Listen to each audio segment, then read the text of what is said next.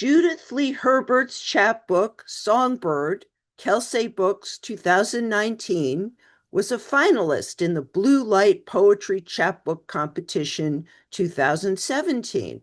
Her poems have placed in various contests and appeared in numerous publications. Thank you, Elizabeth. And thank you, Larissa and friends, for being here. ABC Darian in black and white. Auburn hair, glossy and sleek in a ponytail. She blows smoke into swirls above, holds the cigarette she's bummed on the bus to the demonstration in Albany from the handsome ex-soldier back from France. I see them as if in a film noir, meeting one another's eyes, greeting each other in glamorous black and white. He with the thin line across his chin. She, intrigued by his rugged demeanor, not jaded, but slightly scarred. She's standing, and he kids with her when she asks for his seat, laughs, and offers her his lap. They marry 4 months later, their future not traditional, no white picket fence. He climbs over fences, leaflets factories, organizes picket lines. They ask of the world many questions. In dungarees and plaid flannel shirt, she remains committed to just causes, sings folk songs of grief and hope, strums her guitar. Together, they devote themselves to underdogs, the unseen, unserved, undone, visit the dark side of human nature, risk all. They want people of color to have the same rights as whites. Friends exed from jobs, homes, families, cities, life. Yet my parents survived, slightly scarred, as they fought zealously to repair the world. So in honor of Dr. Martin Luther King, how we all depend on those who came before us for their courage and their inspiration, and remain rooted in doing the right thing. Thank you.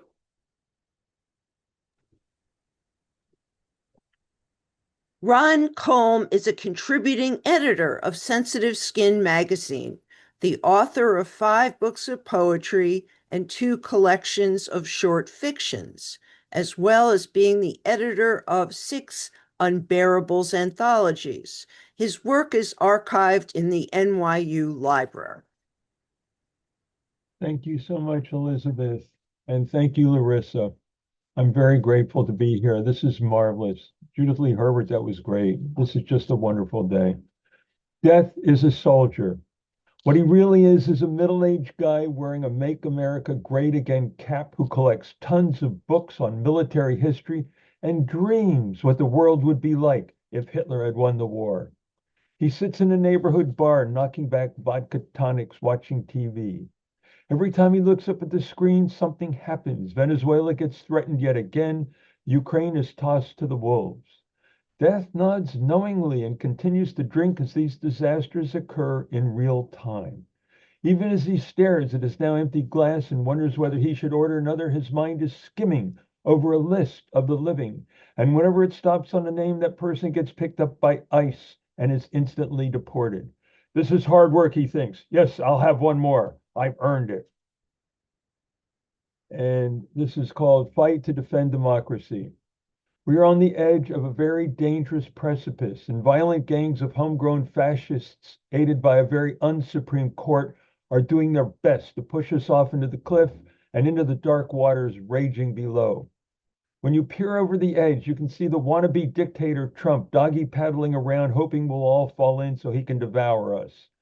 We must get together and build a more beautiful country, fight global warming, and create life-affirming art. Thank you so very much. Thank you. And now I'm going to turn this over to Audrey Roth. She is the author of Arms Akimbo, A Journey of Healing, and has been published in the Writing Resilience Anthology, Mad Hat Press, ritualwell.com, and other online publications. In 2023, she won a baseball poetry contest won by the National Baseball Poetry Festival. Take it away, Audrey.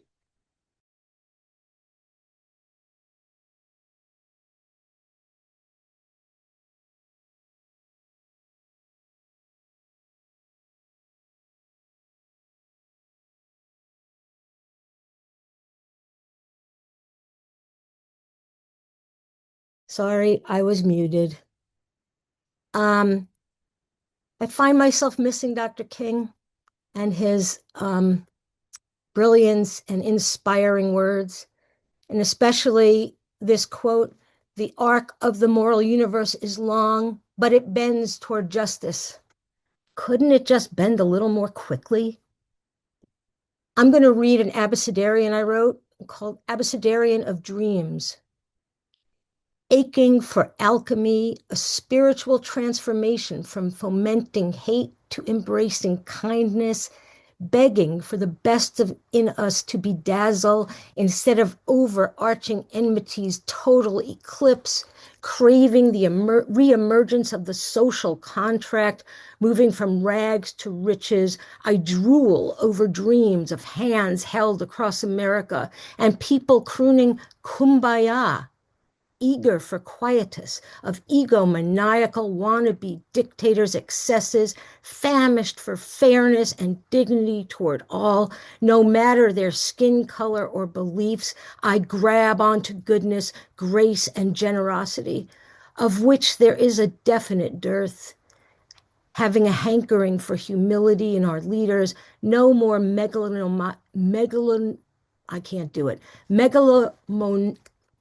megalomaniacal behavior, itching for cessation of infringement on our civil rights, essential to democracy. I Jones for justice, justness, judicious leaders, and just judges, and kvetch at autocratic assholes suggesting they can kishmirin tuchis, kiss my butt. I long for less loathing and more loving kindness in our lives, monstrously missing mensches in our midst, especially in today's incessant cruelty. I naggingly need niceness as more than a niche behavior and become overzealously ornery about overt operations in service of racism and xenophobia, positively Pavlovian at the prospect of patriarchy's pratfall, and quixotically questing for critical thinking amid obtuse oafish ogres. I find myself relentlessly reaching for rationality and robust return to rectitude, starving for civility, especially in the heat of disagreement, thirsting for truth, not alternative truth, instead of lies and duplicity. Let us uphold good manners, not retributive attacks on perceived enemies. Let us be voracious for veracity, not vicious lies, and want wisdom instead of whining. I need Xanax as a buffer against encroaching xenophobic Christian nationalism, yearn for a new way of being, a nation of inclusion and welcoming the stranger, and zealously guard against zealots and oligarchs. Thank you. I have the honor and privilege and personal delight to introduce Maria Wisnant. She is a days away from being 15 years old, writer and musician at the Stivers School for the Arts, an arts-based public school in Dayton, Ohio. Maria is a gold medal winner in the National Scholastic Art and Writing Awards and frequently performs at local poetry slams. And I will just add, she is my friend.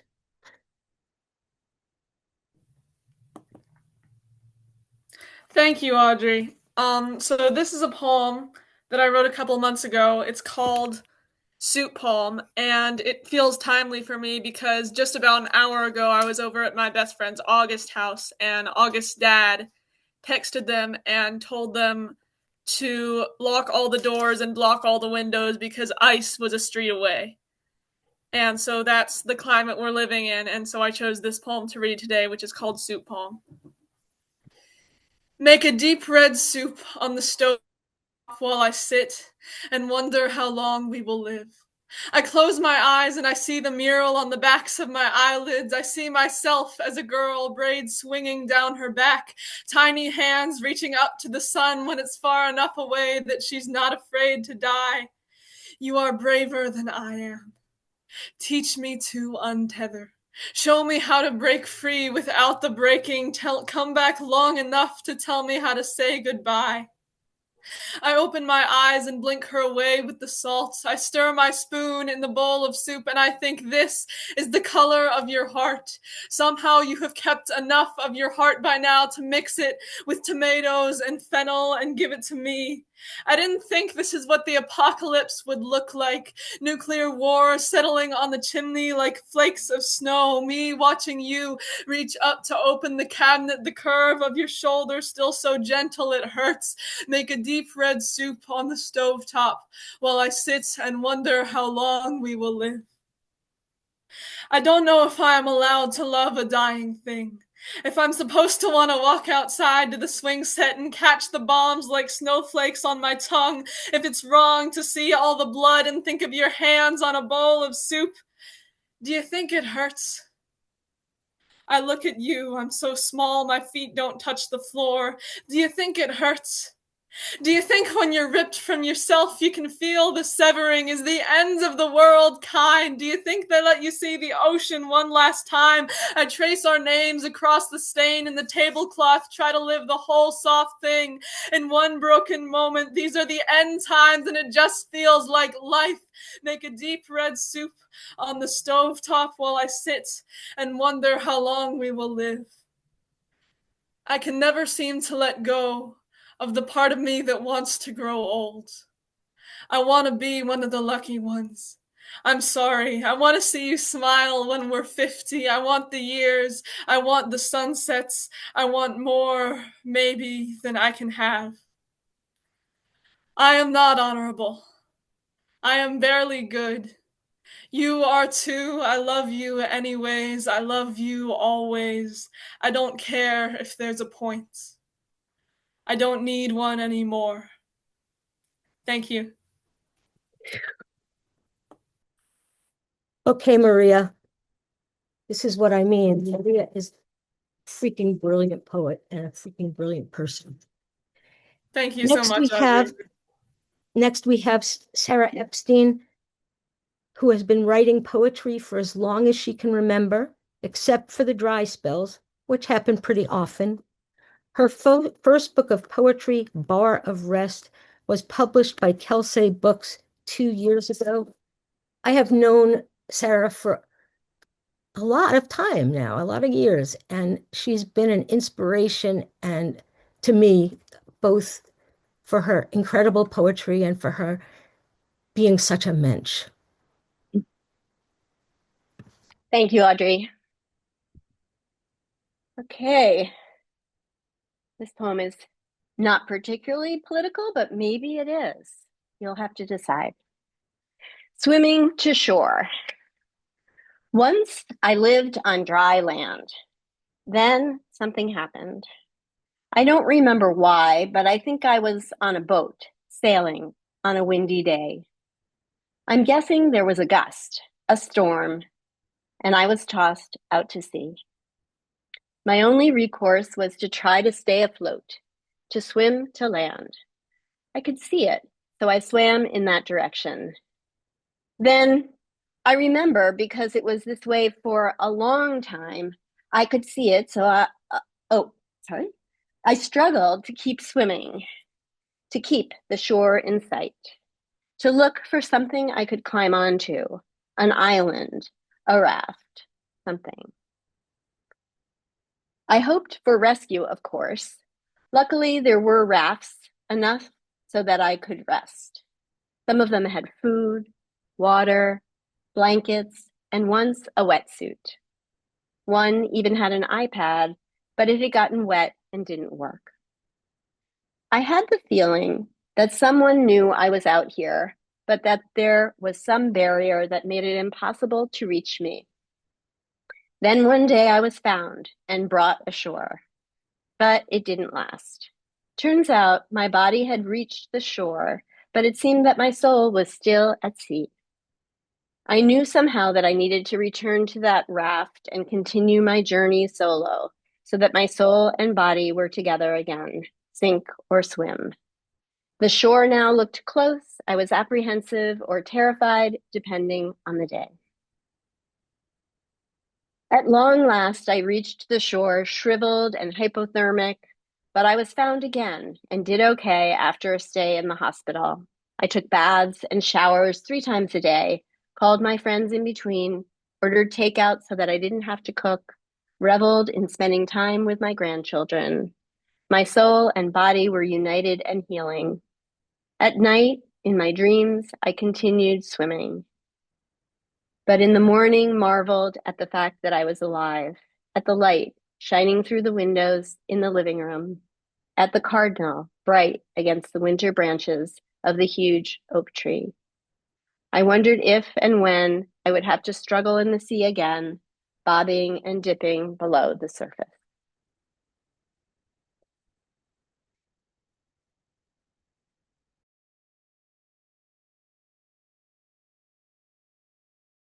Thank you so much, Sarah. Beautiful as always. I have the honor and privilege also of now introducing Dorothy Friedman August, a widely published poet and editor with 2 NYFA awards, and Acker and others, has published 3 books of poetry, 2 more forthcoming, Open-Ended and As If. She's currently completing a memoir, The Bastard Heirs. Thank you, Dorothy. Thank you very much, Audrey. Good afternoon, everyone. I dedicate my reading to the spirit and teachings of Martin Luther King, to nonviolent resistance, and to Renee Nicole Good, lesbian, poet, and mother of 3, who was murdered by police in Minneapolis.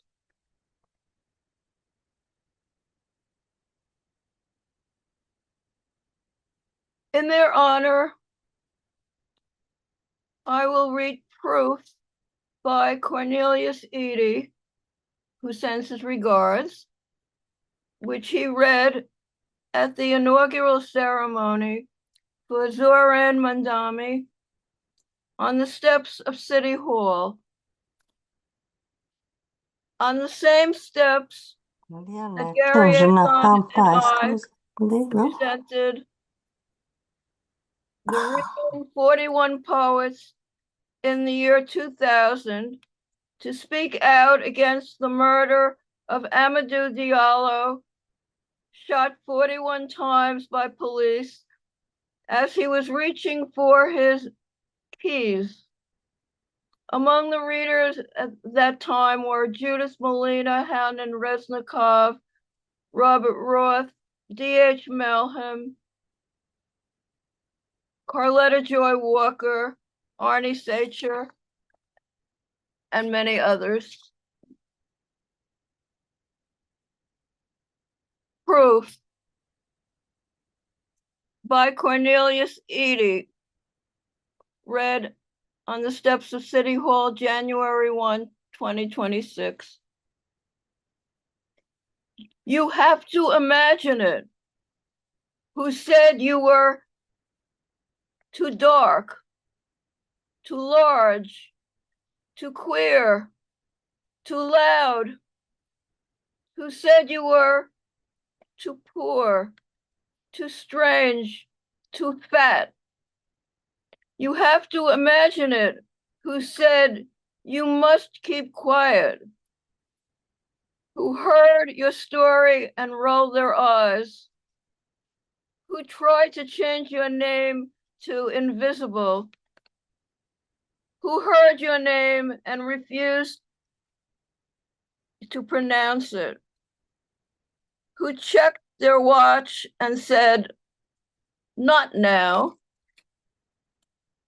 James Baldwin wrote, the place in which I fit will not exist until I make it.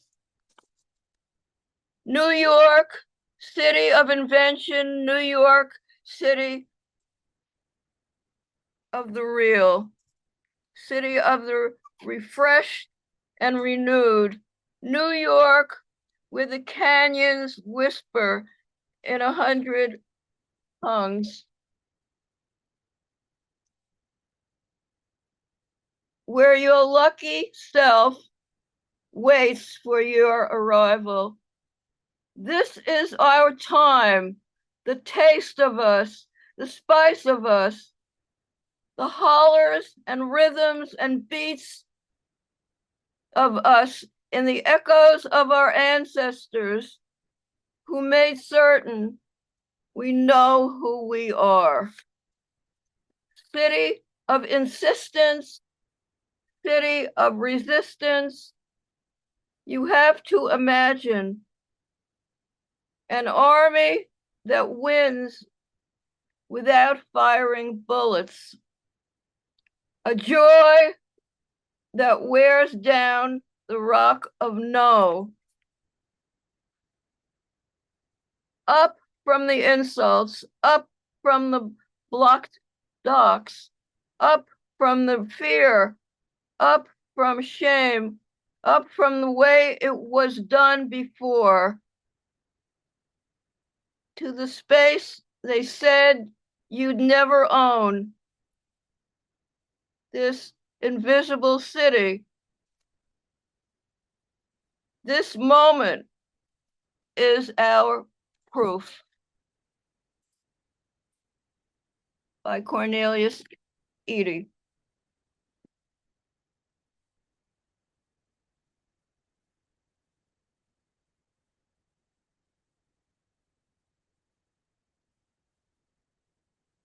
And now I would like to invite to read. The first poet is Bertha Rogers.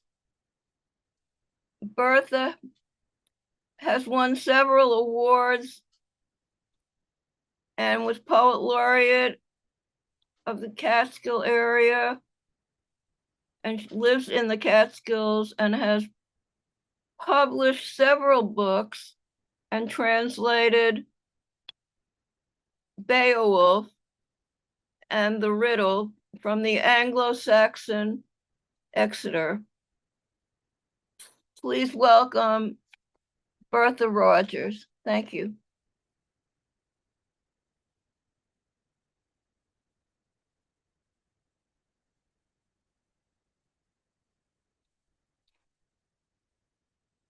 So,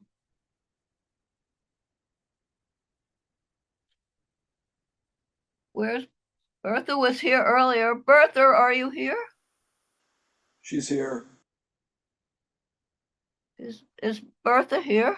Bertha, unmute. Yeah, there we go. I apologize. I was thanking Dorothy and Larissa and everybody else. It's great hearing so many people read today in honor of Martin Luther King, who we will always miss. This poem is called The Road. Every day, the road you choose, ask why. You trudge yellow ruts as if you know, but you are lost. The future has vanished, not only for the lame and halt, the ancients, but for those of you whose fingers picked out thoughts from the pages of dreamed books, those written by remembered direction, covenants on every pretty page. Now the trees forget their rooted songs. Brothers and sisters, weeping mothers, stop chanting each other's incised words. The wind taunts torn leaves, broken crowns, but the trees can't hear. Clouds cover you, the dissipating green. Your road ceases. Thank you.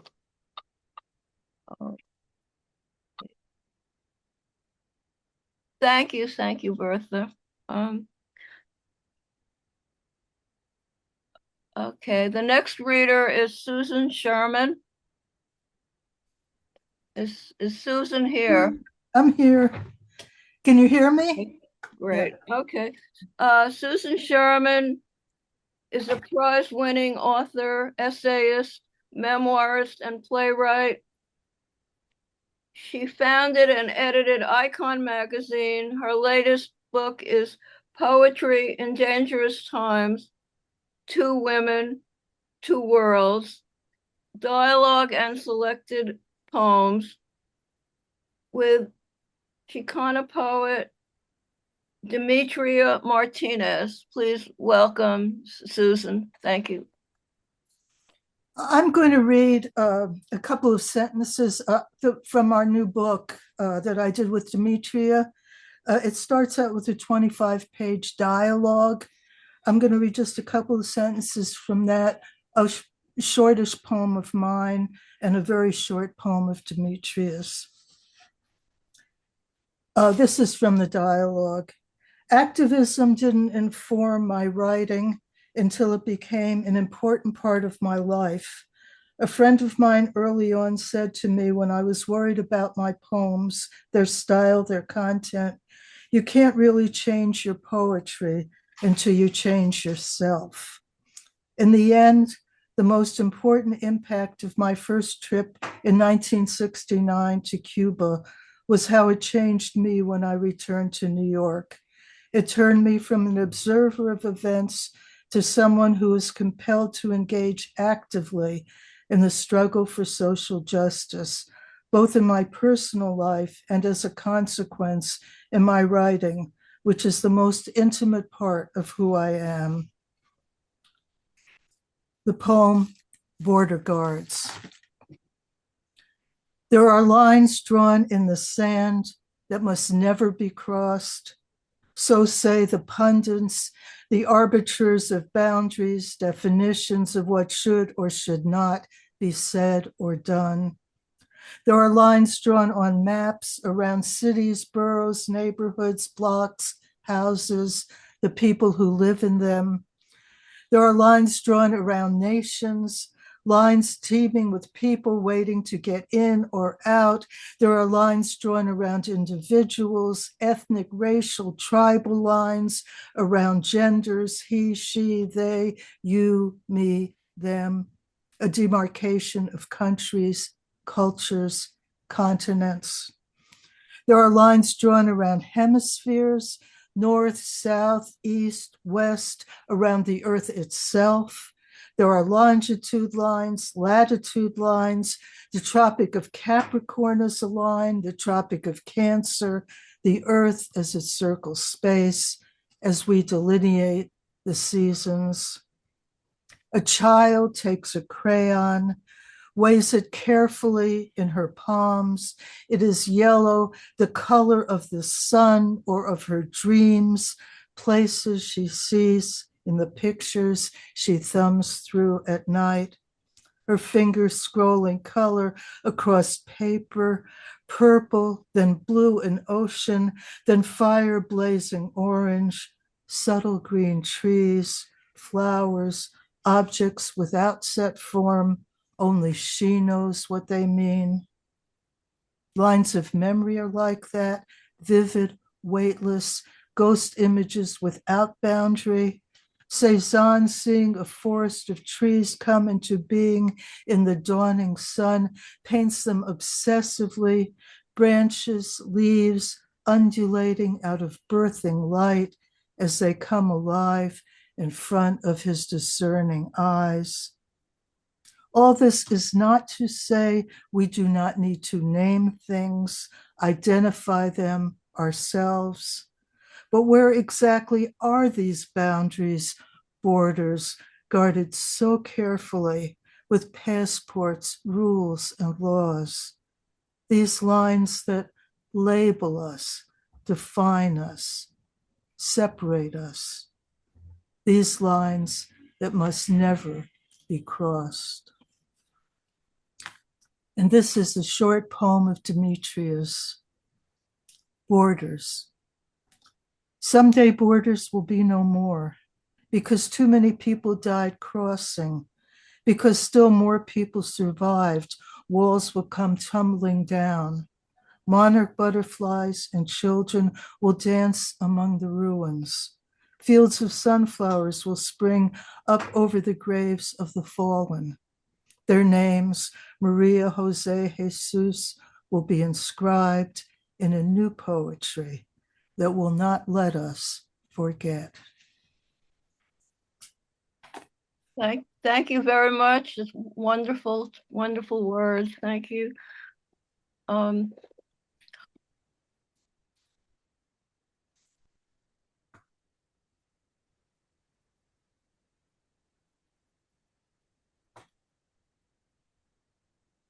I think we lost Dorothy.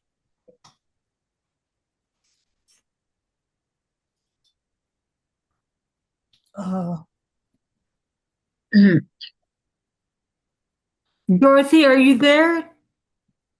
Looks like Francine, looks like she's. Yes, I can go ahead. Let me read your bio, Francine. Okay, thanks, Larissa. Good to see you. Happy birthday, belated. Thank you. Francine Witt writes flash fiction and poetry. She recently won a Pushcart Prize for her story, Plate Spinner. Visit her website at francinewitt.com. Take it away, Francine. Thank you so much. And thank you to Dorothy. I know she's like probably got bumped off or something. But thank you to all the other hosts and organizers of this. It's really like an honor to be here.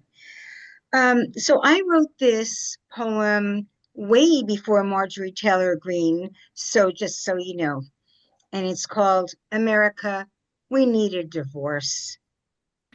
We need an it's not you, it's me. We need a no, there's no one else. We need a I need some fucking space. Because America, we really are two countries, red America and blue America, and it just ain't working out. It would be better for the children rather than half in Biden land, half in Trump's. Let's try it apart. Let's try it where we never have to hear the words snowflake or libtard or fascist as normal, like it's Leave It to Beaver and wasn't that a grand old time? Only it never happened that way. My own mother, woman of the 50s, never cleaned the house in pearls, never woke up perfectly coiffed, but rather sweat out sweaty nights, next day hiding how my father bruised her up, but just a little. Nothing makeup wouldn't hide. And my parents, they never got a divorce, but Lord knows they needed one. Lord knows that separate houses would have been just right. Seeing my mother stand up for herself, forcing my father to be the good man I knew deep down he wanted to be. Man, how bad could that have been? Worst case scenario is that me and my sister would have had two happy halves, which is why, America, we need a divorce. so we don't go around wishing the other half goes out for cigarettes and never returns. Think of it this way: you do you, and we do we, and maybe, just maybe, we can meet up for dinner every now and again and comment on how beautiful the other has become. Thank you. We need a divorce. Thank you. Wonderful, Francine. Thank you. Thank you. Amazing. Is Dorothy back? Dorothy, are you with us? Is she here? I All don't right. see her. I guess I guess she lost her internet. Is Joe Elliott in the house?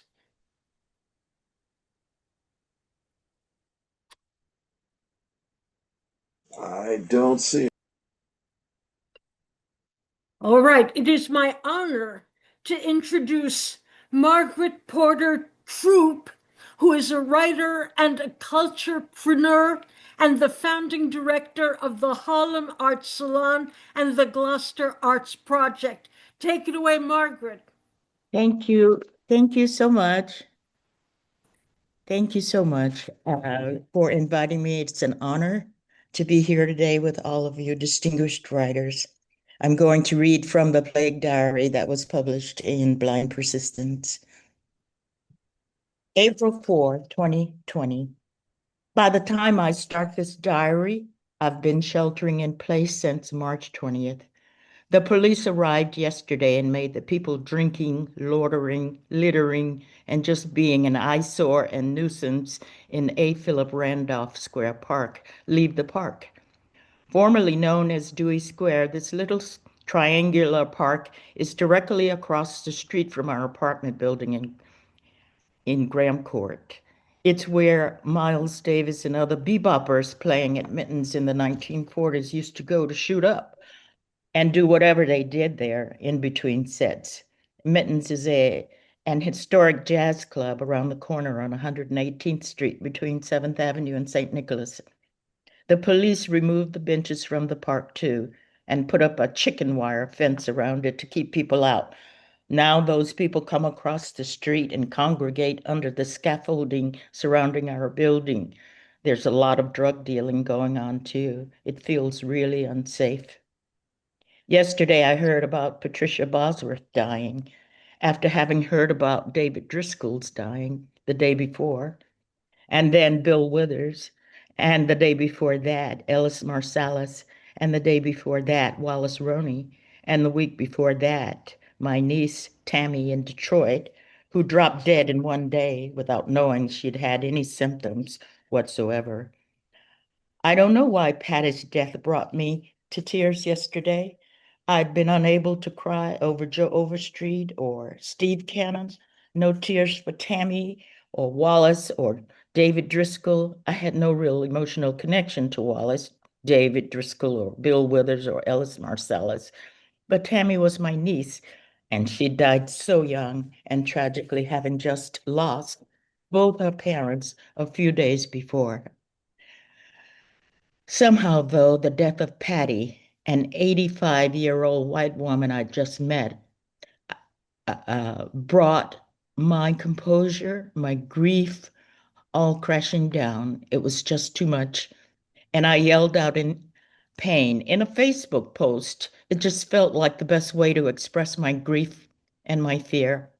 I've had so many family members and friends, people I love die recently that I just gave in to the impulse and bared my feelings on fucking Facebook. Oh my God. Maybe it also had to do with the times we're in, this modern day plague and the incessant ambulance sirens, the deserted streets, the closed shops and masked faces, the discarded white, purple, blue rubber gloves littering the streets, the lines of shoppers standing 6 feet apart, waiting outside the pharmacy, bodegas, and supermarkets. Maybe it's also the pent-up rage, frustrated anger, as Donald Trump and his agency of nincompoops, his confederacy of incompetence who mismanaged this health crisis at every opportunity in their craven desire to benefit politically and financially. and the impotence it lays on the soul that caused me to cry out on Facebook. Patty was such a great storyteller. When we met, she regaled me with stories about her ex-husband, photographer Tom Palumbo, who produced one of the most beautiful pictures of Miles Davis I'd ever seen. Clear-eyed and healthy in the photo, Miles was standing behind a plastic sheet, staring directly into the camera, so young and innocent, so vulnerable. Patty told me the photo had been taken in Miles's home while he was building himself an indoor boxing gym. Miles was an endlessly fascinating story. People want to know any and everything about him. So I asked Patty to be a guest at my Harlem Art Salon. To my surprise, she readily accepted. I'd be happy to, she said brightly. Thank you. Thank you very much, Margaret. Was I lost transmission for a couple of minutes? Was Joe Elliott introduced? Joe is not in the house, Dorothy. Oh, okay. All right. So, Francine read. right. Okay, great. Okay, so now I'd like to introduce Joanie HF Zosike, who will introduce another group of readers. Joanie earned an Albee Foundation Residency Award, the Foundation for Jewish Culture, and a NISCA grant, as well as a Sarah Patton Poetry Award. She's the woman in American theater, or she authored 7 plays and 4 solo works, including Women in American Theater, Silver Birch, I's collection of poetry, chapbooks, Light of the World, Our Arcade of the Scribes,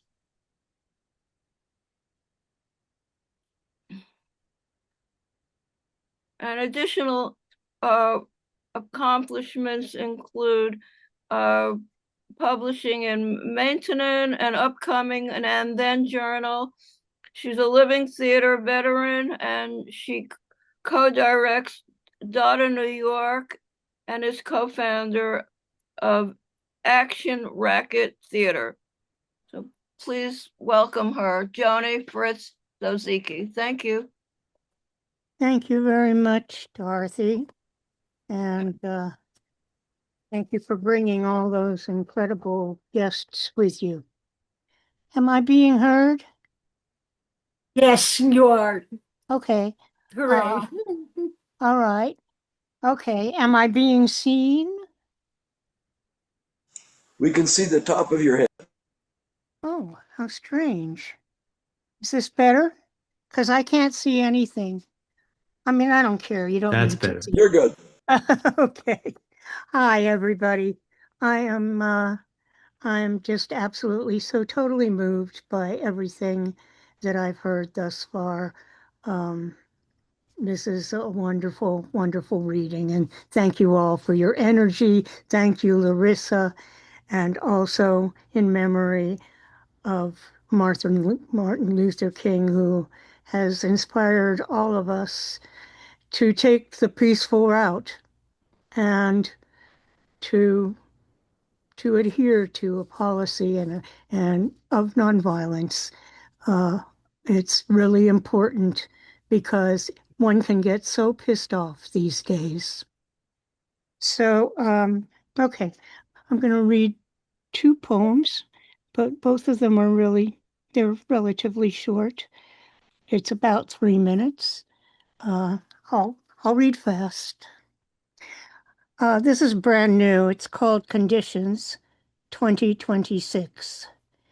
Ships pull up into foreign harbors.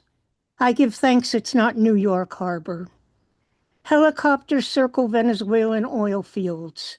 I give thanks we don't have Manhattan oil fields. The presidents of various lands land their jets in countries not their own to determine the fate of countries they want or think they need to control or own. real estate. The people of countries under siege sit in piles of detritus and destruction, grieving for their lost ones, their homes destroyed, their minds, their ears dimmed by bombs. Governments turn assault rifles, gas, bombs on their own citizens, blaming the citizens for their own wounds, murders, rapes. It is they who brought destruction on themselves by objecting to the circumstances of their lives. But if they don't object, they feel they have no lives. Ice is flowing down the streets of major U.S. cities. I give thanks I don't go out onto the streets. Not anymore. No more roaming, no morning or night. I'm in the subway terminal, hiding away out of the light, that I may not see the dawn of martial law and tyranny in this land. But it seeps down the walls and crawls into the cracks of foundations. Civility weeps, as mannered as false as it may have been. When the piñata is broken open, the candy falls. It rots our teeth and makes us fat, but tastes delicious. We are safe, right? Protected, right? We are secure, as Monsieur Voltaire said, in this best of all possible worlds.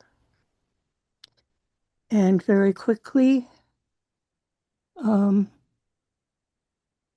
need no swagger, no cry. Words bleed from my nostrils. This is not right. Nothing about it feels right. And how is this lethal oppressiveness that spreads over the globe? It's alarming. How? How to stay buoyant? Easy, girl. Easy, girl. Easy, girl. Don't let this gaslighting come gushing out of your sensitive orifices. You're not required to imbibe such vile pulp and call it truth. It's far from truth. This juggernaut is an unmitigated lie. To be intimidated by a lie is unjustifiable. Just keep on doing what we do. We stand up straight and speak because we are mouthpieces, the ones who were born to resist. Thank you. Okay, friends and neighbors. I've got about 15 writers on my board, and so excited and grateful to introduce them. I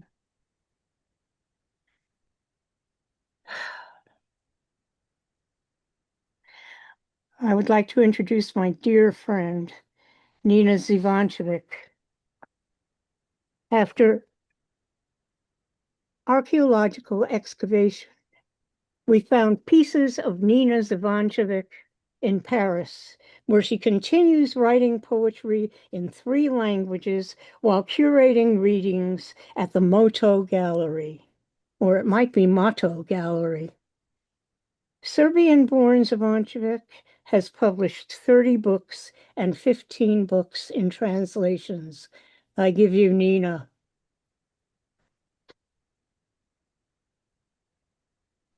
Oh, Nina. Thank you, thank you. I don't know what to say, but to think that I must be very old when I see Dorothy Friedman, who was a beauty and still is after 50 years. Her volume disappeared. Nina, can you turn your volume up, darling? I can, hold on. On the very top of your computer, do you have a Mac or a regular computer? Ah, somebody is there with you. Can you help Nina turn the sound up on your machine? I guess not. Okay, I'm Are sorry. you talking to me, Joni? No, to Nina. Thank you, Nina. Okay. We have 2 Is that Ninas. okay now? Oh, Can you okay. hear me? There we go. Thank you. I should not repeat myself, but I say, Beautiful. yeah, I'm thrilled to see all the There you people, go. and especially Dorothy Friedman, who's been such a beauty ever since I've seen her. I mean, I saw her 50. We met 50 years ago. Now Valerie Osteanu, I also met like 50 years ago, but he wasn't such a beauty as Dorothy. Anyway, all I want to say now, this particular reading is there were two really true activists that I admired ever since, and this Martin Luther King should be for them. One of them is my late husband, Ken Jordan, and another one is my late boyfriend, David Graeber, who was the founder of Occupy Wall Street. So both of them just disappeared, died. What can I tell you? Died not out of laziness, but out of an overall activist role. So let me just read one poem, and for Martin Luther King and for these people who were really more active than we are. But anyways, yes, Valerie is looking at me like, what am I saying? We are active too.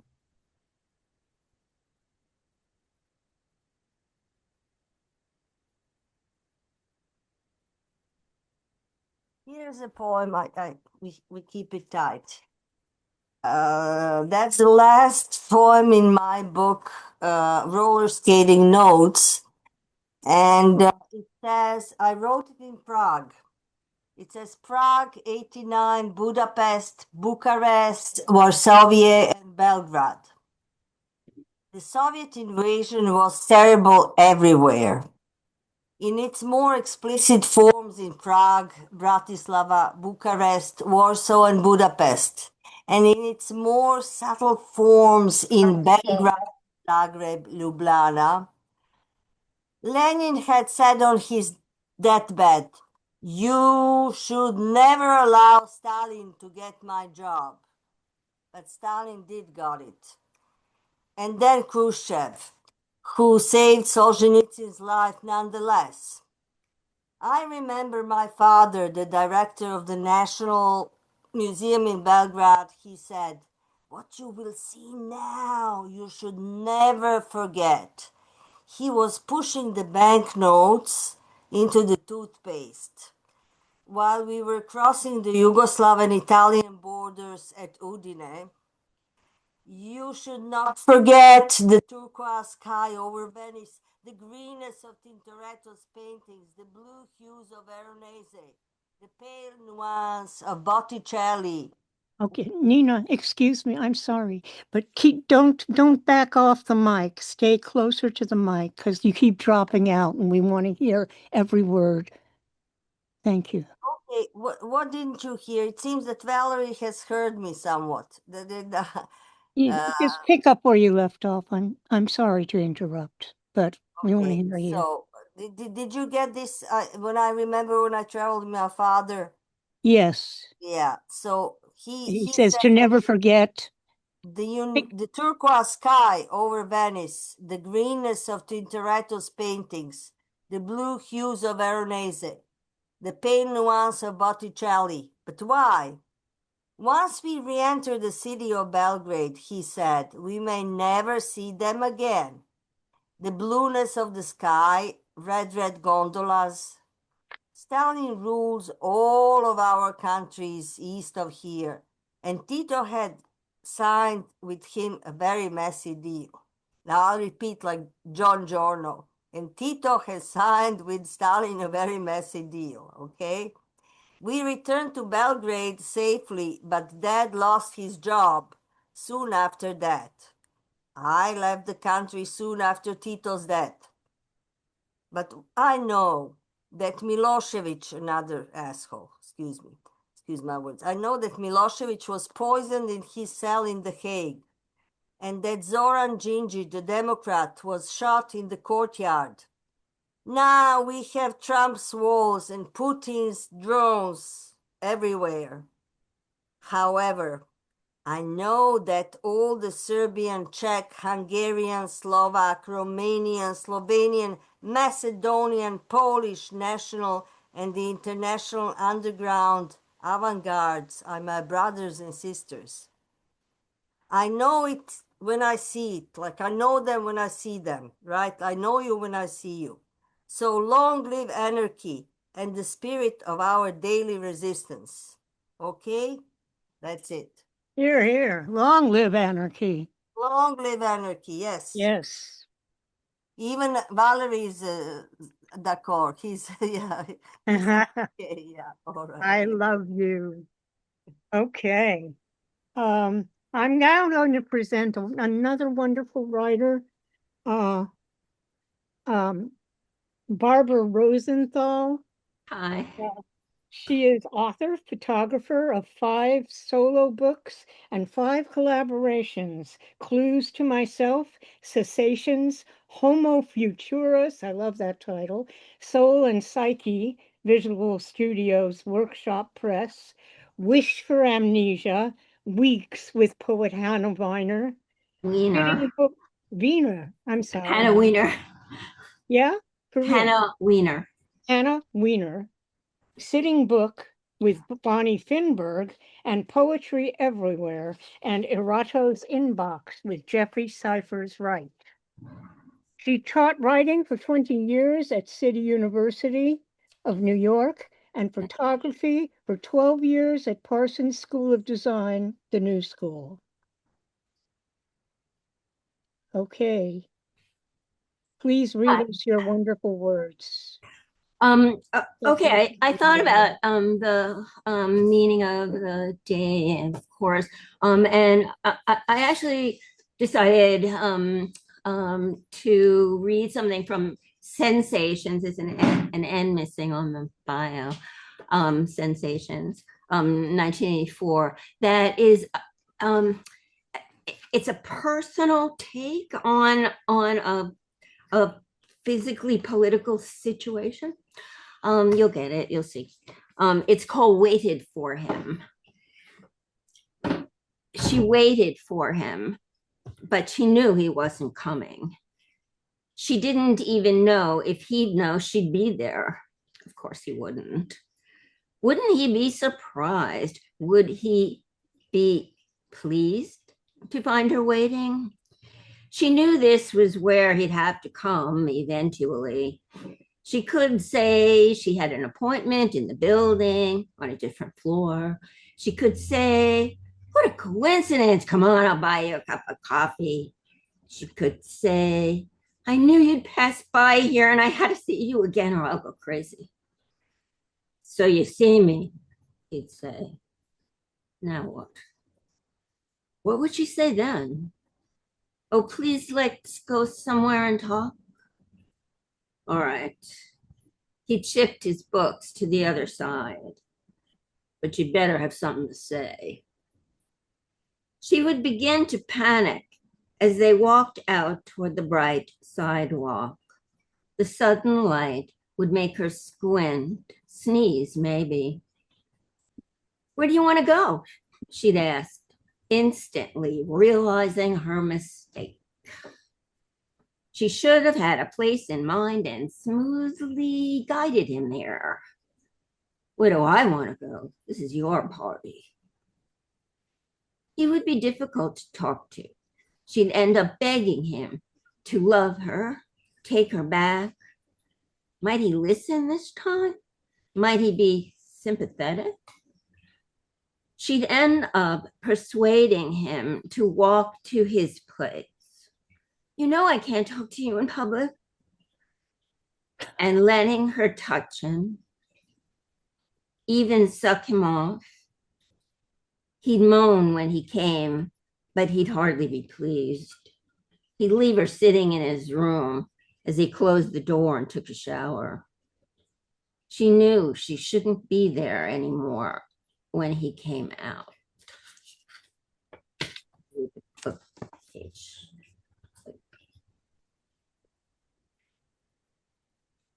Doesn't focus. Okay, that's it. This is the book. It's a printed matter. There's still copies. What is the name of the book again, please? Sensations. Oh, okay. 1984, Visual Studies Workshop Press. And it may be online from other bookstores too, but I know it's a printed matter. Yes, wonderful, wonderful. And you know, the personal is the political. This is a very, but it's so political, of course, insofar as women are concerned. And well, I could write a lot about women, and I do. It's very, very important, and especially since we are so vulnerable in times of war. Thank you. Thank you, Barbara. Thanks for being Thank you here. for having me. And Okay. enjoying everyone too. Okay. Moving on. Madeline Artenberg, wonderful writer. Another wonderful writer, was a photojournalist and street theater performer before she fell for poetry. She was a finalist in the Mudfish 2020 contest, took first place in Performance Poets Association 2024, and was the judge of the 2024 St. Louis Writers Guild contest. Pink Trees published her book, Naming a Hurricane, in 2023. Madeline? Yes, thank you, Hi. Joni. Hi. Welcome. Thank you, Joni, and thank you, Larissa. And I'm so happy to be included in this nourishing event. The first poem popped out when I was watching reruns this past week of Renee Good's Murder. And funny, Joni, you had one of the title, you had that word gaslighting in your poem. This is gaslighting. What's the use of eyes these days? They say you didn't see what you saw. What's the use of ears these days? They say you hear voices in your head instead of what was really said. What's the use of compassion these days? They say it makes people feel bad to think of sad things. What's the use of talking about abuse these days? Stop, they say. Those are banned subjects. What's the use of a heart these days? They just may shoot into it. Another bullseye. What is the use? Wow. Thank you. And this is from Naming a Hurricane from Pink Trees Press. It took me decades to allow myself to write this poem. A kid and a dog. You often see that in pictures. Growing up, I only knew black dogs in Brooklyn traveling in packs, thrashing at my pant legs, drooling pus and foam. As a teen, I had no choice but coexist with a Doberman who humped my leg on the sofa while my fiancé moved to second base. My future in-laws howled with laughter when their pet walked on the kitchen table between plates piled with brisket. Years later, I dashed down a busy thoroughfare, came upon a German shepherd, dazed and bleeding. For an hour, I frantically flagged unyielding traffic. When my tears fell on him, I wished he'd rise up, transform, find his flock. He raised his head, looked deep into my eyes. I cradled him like I never could, the fetus ordered from my womb by a husband too young to marry. Thank you.